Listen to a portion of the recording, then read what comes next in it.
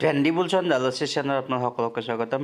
Friends, আজিৰ দিনত financial planning কৰা আটাইতকৈ ইম্পৰ্টেণ্ট হয়। যদি আপোনালোকে কৰা নাই, এই ভিডিঅ'টো চালে গম পাব যে ফাইনেন্সিয়েল প্লেনিং কৰাটো কিমান জৰুৰী হয়। মেইনলি ইণ্ডিয়াত য'ত টেক্স ডে বাই ডে আপোনালোকে দেখিছে বাঢ়ি গৈয়ে আছে। মিডল ক্লাছ যিবোৰ আমাৰ নিচিনা মিডল ক্লাছ আছে, সেইবোৰে কেনেকুৱা কষ্টত জীৱন অতিবাহিত কৰিবলগীয়া হৈছে আপোনালোকে হয়তো অনুভৱ কৰিছে। যদি এই ভিডিঅ'টো চাই আপোনালোকে এটা কথা অনুমান কৰিব পাৰিব যে আপোনাৰ ইনকাম, যিটো ইনকাম এতিয়া কৰি আছে, সেইটো কিমান নগণ্য ইনকাম আপুনি কৰি আছে।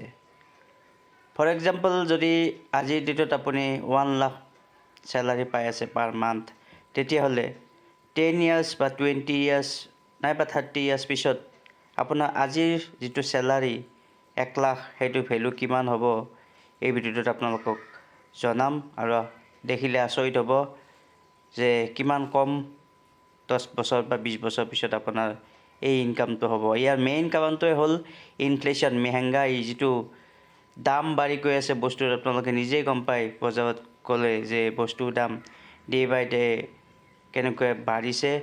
আৰু আজিকালি 500 টকা এখন লৈ গ'লে ঘৰত এটকাও ঘূৰি নাহে আৰু হয়তো এক্সট্ৰা পইচা আপুনি দিবলগীয়া হয়। গতিকে আহক ভিডিঅ'টো আৰম্ভ কৰোঁ। ধৰিছোঁ আমি 6% ইনফ্লেশ্যন যদি প্ৰত্যেক ইয়াৰত হয়, যিটো ইণ্ডিয়াৰ 6% আমি নৰ্মেল ইনফ্লেশ্যন বুলি ধৰোঁ। তাতকৈ বেছি হ'লে আৰু বহুত বেছি বুলি আমি গণ্য কৰোঁ, আৰু কম হ'লে ঠিক ঠাক ইনফ্লেশ্যন বুলি ক'ব পাৰোঁ। যদি 6% ইনফ্লেশ্যন ধৰি লওঁ, তেতিয়াহ'লে আপুনি যদি এতিয়া 1 লাখ ইনকাম কৰি আছে, তেতিয়াহ'লে এপ্ৰক্সিমেটলি 10 বছৰ পিছত আপোনাৰ সেই 1 লাখ টকাটোৰ ভেলু হ'বগৈ 55,840 ৰুপিজ। গতিকে অলমষ্ট হাফ। ঠিক তেনেকৈ 20 বছৰ পিছত আজিৰ পৰা যদি আমি 6%কৈ ইনফ্লেশ্যন ধৰোঁ, তেতিয়াহ'লে আপোনাৰ 1 লাখ যিটো ইনকাম এতিয়া, সেইটো হ'বগৈ অনলি 31,180 ৰুপিজ। আৰু ঠিক তেনেকৈ যদি আমি 30 ইয়াৰ্ছৰ কথা কওঁ, তেতিয়াহ'লে আচৰিতভাৱে আপোনালোকে দেখিব, ইনফ্লেশ্যন 6% যদি আমি 30 ইয়াৰ্ছলৈকে ধৰোঁ, তেতিয়াহ'লে অনলি আপোনাৰ 1 লাখ ৰুপিজৰ ভেলু হ'ব তেতিয়া 17,410 ৰুপিজ।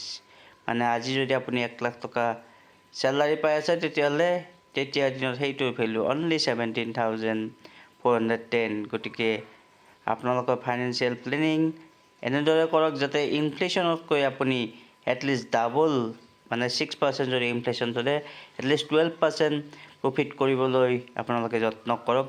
য'তেই আপোনালোকে ফাইনেন্সিয়েল প্লেনিং কৰে, ষ্টক মাৰ্কেটেই হওক বা যিকোনো বেপাৰ বাণিজ্য য'তেই নকৰক কিয়, গতিকে এটলিষ্ট 12% আপোনালোকে ট্ৰাই কৰক, যাতে আপোনাৰ আজিৰ ইনকাম আৰু 10 বছৰ বা 20 বছৰৰ ইনকাম একেই থাকে।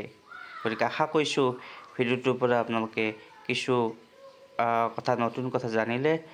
ধন্যবাদ।